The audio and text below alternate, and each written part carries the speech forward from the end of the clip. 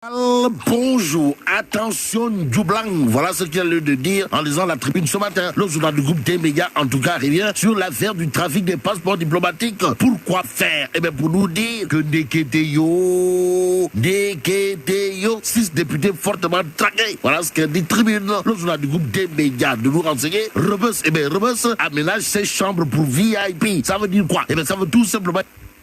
Après la tribune, qu'il y aura des députés en exercice, s'il vous plaît, qui seront envoyés à Rebus. Bon, la liste des parlementaires s'allonge, c'est ce que retient faire Denis Tribune. Le journal Tribune d'ajouter des pièces à conviction très compromettantes autour justement de cette histoire de trafic de passeports diplomatiques. Et c'est sans diplomatie, c'est-à-dire sans langue de bois que la tribune souligne la levée imminente. Eh bien, imminente, comme l'avait annoncé le président du groupe parlementaire Benno Bokk-Yakaar, l'excellent Aymérou Gningue, de l'immunité parlementaire des députés apparemment trempés jusque dans la moelle épinière pour ceux qui relèvent bien entendu de l'affaire du trafic des passeports diplomatiques en entendant le Tchaousskhir marqué par la levée de l'immunité parlementaire des députés Djoublang. Il y a source A, le quotidien piloté par Daouda Thiam, mon confrère de Révélé, pour empêcher la levée de l'immunité parlementaire de 2 députés cités dans le trafic de visas diplomatiques. Sa manœuvre dure à l'Assemblée nationale à la question de savoir mais qui ne veut pas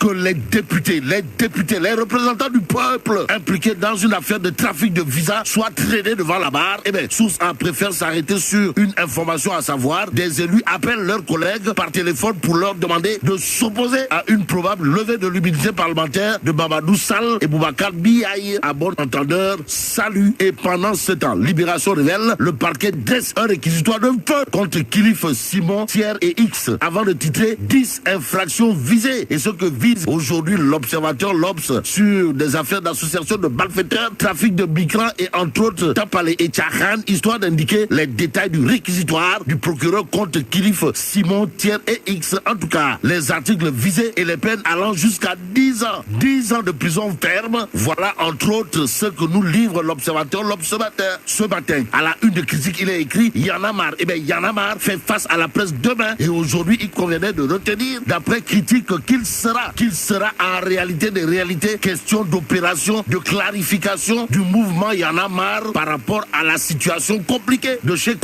dans laquelle est aujourd'hui trempé certains membres du dit mouvement. En attendant, critique le journal d'indiquer face aux juges aujourd'hui des ténors du barreau, il y en aura pour sauver Kilif et Simon. Action-réaction, critique et avec Abdou Khafor Touré qui sans contour ni détour, ni billahi, wallahi, tallahi, ce sont de petits trafiquants.